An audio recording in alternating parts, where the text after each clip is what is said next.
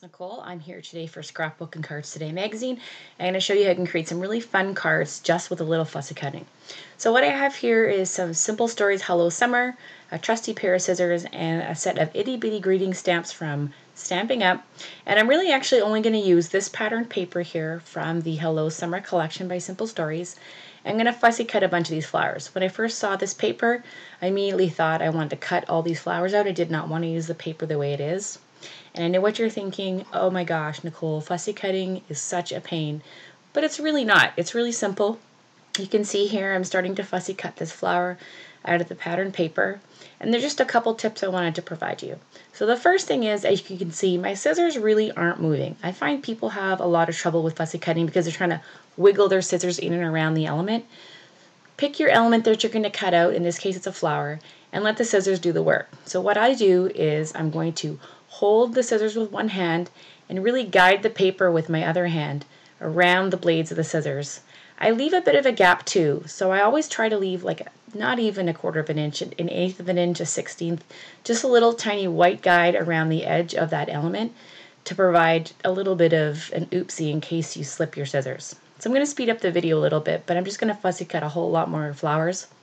I'm going to go into even these tiny little itty bitty thin and delicate ones. These ones are really great because they can add a lot of texture to your card and they're great for fill-ins, so don't neglect those. So I'm going to just go around and you can see I'm not really moving my scissors a whole heck of a lot. I'm really moving the paper more than the scissors, and I'm going to guide around leaving a little tiny gap from the paper on the edge. And if you ever buy a die cut pack, you'll notice that when everything's die cut, there is that white little edge around it anyway. So I find that if you fussy cut and you allow that little white line around that pattern paper piece, you're actually doing exactly what the die cutting machine would do if it were to have punched this out. So it's going to look like a little bit of a die cut when you're done. I'm going to just do a few more flowers here from this paper and don't neglect the edges of the paper. You can see there on my craft mat that I've actually cut just a little bit of a half flower. I'm going to do a few of those because those little tiny pieces go a long way. They're not garbage. You can add those as layerable pieces to a card or even a scrapbook layout. Nothing on that pattern paper should be tossed. You really should be able to stretch that pattern paper pretty well by fussy cutting. So I'm just going to do a few more flowers here to add to my stash. When I'm going to fussy cut, I generally will fussy cut a whole lot of elements while I'm watching TV or doing something else, and then I get started. So I have this card here that I have started. I've gone ahead and die cut the background here from a cut file from Just Nick, and I'm just adding some foam adhesive to the back of it. I'm going to trim down the foam adhesive a little bit because it's a little bit too wide to fill in my thin gap here, and I'm just going to I'm using white cardstock for the background piece, as you can see, and just some textured white cardstock for my base of my card. And I've just trimmed that down to 4 1/4 by 5 1/2, and I like folding cards on the top edge just to add a little bit of variety than your standard A2 size card that's folded along the left side. So I'm just going to add this to the back of the card with the foam adhesive, and I really like adding the foam behind something like this. It adds a nice little visual layering from the white on the white. You definitely could cut this same design from pattern paper. It would look pretty too, but I really, for some reason, wanted to do a white on white kind of thing. So that's where I'm going with this one. So I'm just going to add in tiny little bits of foam adhesive and stick that down there on my cardstock. I've gone ahead and I've already stamped one of those itty bitty greetings from the Stampin' Up set. There just says a little hello, and I've just layered that here onto some, it's almost like I guess a coral colored cardstock. It kind of matches with those flowers that I fussy cut. So I'm going to layer that here in the bottom left corner. And then to give my fussy cut elements some dimension, I'm just going to curl them, as you can see, with a pencil. So I just took a pencil and gently curled them up a little bit. Don't go too crazy, but just you want your edges to kind of have a little bit of dimension so they're not quite so flat. And then I'm going to use a lot of foam adhesive here to get those elements to look like puffy stickers. And so I'm going to use more of that foam adhesive and just add that in behind these items. The other thing I like about fussy cutting is if you were to buy a sticker set, a lot of times you have flowers especially grouped together, or maybe stars or hearts all grouped together. In this case, because I fussy cut them, I can kind of fiddle around with where I want to put things, and it makes it kind of unique. It doesn't look like somebody else's project as well. So I like fooling around with that too. I'm just playing around a little bit with all the different colors here. I have fussy cut from the flowers. And then when I have my flowers in place, I'm just going to use those tiny little skinny elements that I cut out with a little bit of wet glue and just get those tucked in to kind of fill in those gaps. I'm just trying to finish off the rest of the card. I'm going to end up putting a few here down on that bottom corner of that sentiment, and then add a little bit of bling, and then I'll pretty much finish my card. Really simple card actually, with the die cut design and all those fussy cut flowers. Really not a lot going on, pretty simple, and really I think kind of pretty in the end. A little bit of bling to the center of the flowers just to add a little bit more dimension. You can add enamel dots, you could add some pearls. If you have little brads, you could poke them through the center of the flowers. You could do a lot of things. You had nouveau drops, you could add nouveau drops and let them sit. So a lot of fun things you could do just to kind of jazz up those fussy cut paper pieces.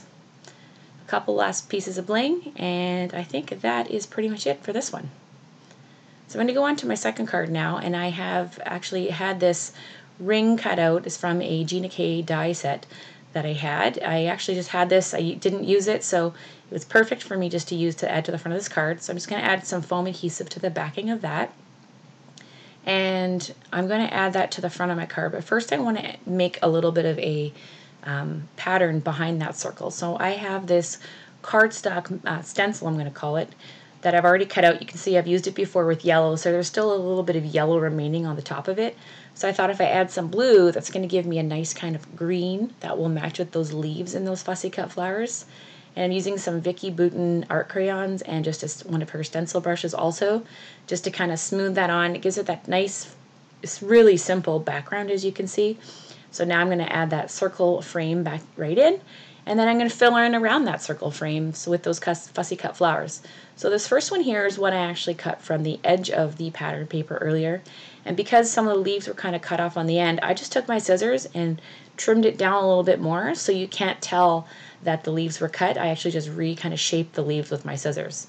So again, nothing's garbage. You can use those edges of the paper really easily and really stretch your supplies.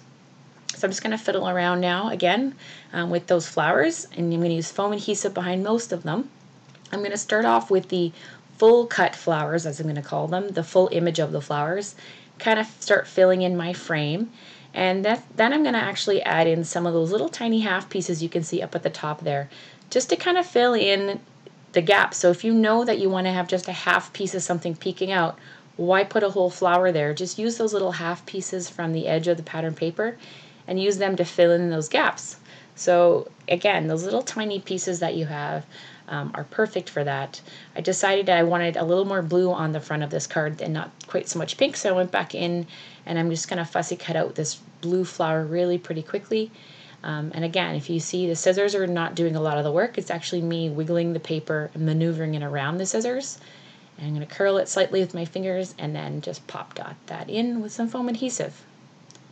So it goes really pretty quickly. Yes, the fussy cutting does take a little bit of time and effort, but I think it adds just a really nice touch and completely unique. You can move those flowers around in several different ways. So I have a few more of those little stems, those stamen, I guess you could call them.